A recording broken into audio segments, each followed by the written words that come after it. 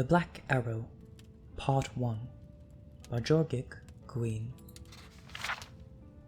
I was young when the Duchess of Vorda hired me as an assistant footman at her summer palace. My experience with the ways of the titled aristocracy was very limited before that day. There were wealthy merchants, traders, diplomats and officials who had large operations in Eldenroot, an ostentatious palace for entertaining. But my relatives were all far from those social circles. There was no family business for me to enter when I reached adulthood, but my cousin heard that an estate from the city required servants. It was so remotely located that there were unlikely to be many applicants for the position.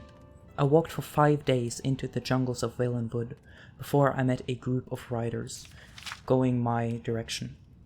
There were 3 Bosmer men, 1 Bosmer woman, 2 Breton women, and a Dunmer man, adventurers from the look of them. "Are you also going to Malivia?" asked Prolissa, one of the Breton women, after we had made our introductions. "I don't know what that is," I replied. "I'm seeking a domestic position with the Duchess of Vorda." "We'll take you to her gate," said the Dunmer Mrs. Arkin, pulling me up to his horse. "But you would be wise not to tell her grace that students from Malivia escorted you. Not unless you don't really want the position in her service."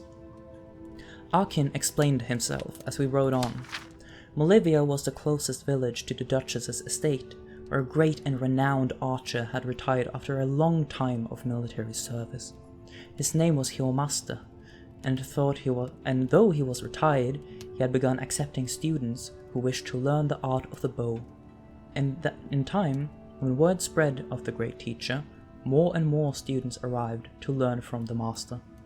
The Breton women who had come down all the way from the western reaches of High Rock.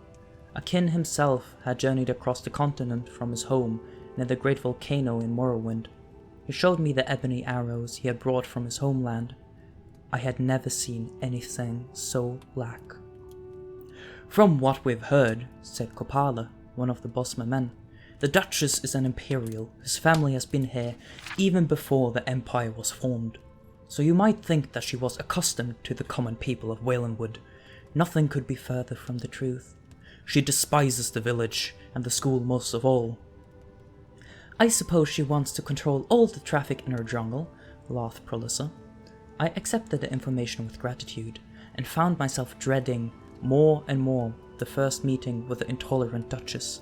My first sight of the palace through the trees did nothing to assuage my fears.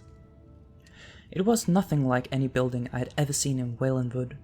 A vast edifice of stone and iron with a jagged row of battlements, like the jaw of a great beast. Most of the trees near the palace had been hewn away a long time ago. I could only imagine the scandal that must have caused, and what fear the Bosmer peasants must have had of the Duchy of Vorda, to have allowed it. In their stead was a wide grey-green moat, circling in a ring around the palace, so it seemed to be a perfect, if artificial, island. I had seen such sights in tapestries from High Rock in the Imperial province, but never in my homeland. "There will be a guard at the gate, so we'll leave you here," said Arkin, stopping his horse on the road. "It'd be best if you weren't damned by association with us." I thanked my companions and wished them good luck with their schooling. They rode and I followed on foot. In a few minutes' time, I was at the front gate, which I noticed was linked to a tall and ornate railings to keep the compound secure. When the gatekeeper understood that I was there to inquire about domestic position, he allowed me past and signaled to another guard across the open lawn to extend the drawbridge and allow me to cross the moat.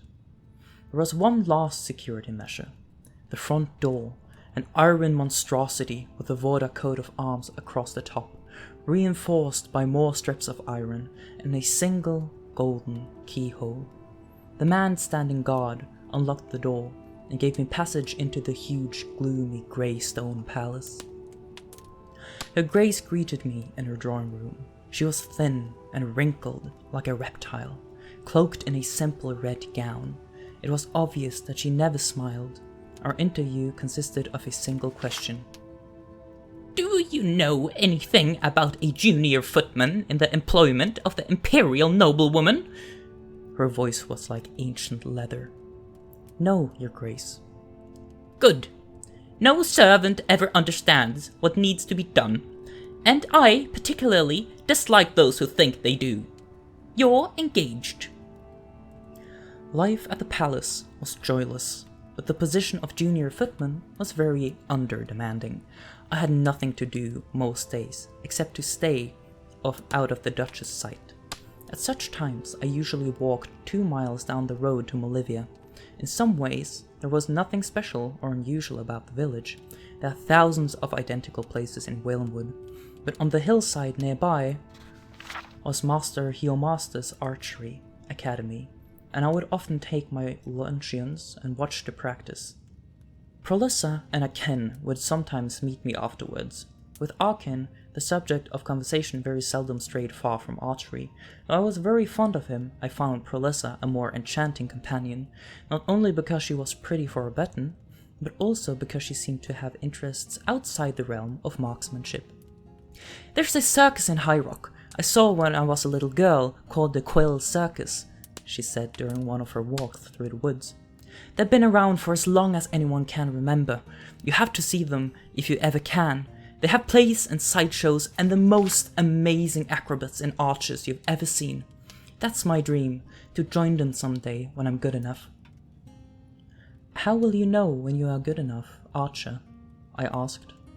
She didn't answer, and when I turned, I realized that she had disappeared. I looked around bewildered until I heard laughter from the tree above me. She was perched on a branch, grinning. I may not join as an archer, but I'll join as an acrobat, she said. Or maybe as both. I figured that Walenwood would be the place to go to see what I could learn. You've got all those great teachers to imitate in the trees here. Those ape men. She coiled up, raising her left leg before springing forward on her right. In a second, she had leapt across to a neighboring branch. I found it difficult to keep talking to her. The Imga, you mean? I stammered. Aren't you nervous up there at the height? It's a cliché, I know, she said, jumping to one of the higher branches. But the secret is not to ever look down. Would you mind coming down? I probably should anyhow, she said. She was a good 30 feet up now, balancing herself, arms outstretched on a very narrow branch. She gestured towards the gate, just barely visible on the other side of the road. This tree is actually as close as I want to get to your Duchess's palace. I held back a gasp as she dove off the branch, somersaulting until she landed on the ground, knees slightly bent. That was the trick, she explained, anticipating the blow before it happened. I expressed to her my confidence that she would be a great attraction at the Quill Circus. Of course, I know now that that was never to be. On that day, as I recall, I had to return early. It was one of the rare occasions where I had work of a sort to do. Whenever the Duchess had guests, I was to be at the palace. That is not to say that I had any particular duties, except to be seen standing at attention in the dining room. The stewards and maids worked hard to bring in the food and clear the plates afterwards. But the footmen were purely decorative and formality. But at least I was an audience for the drama to come.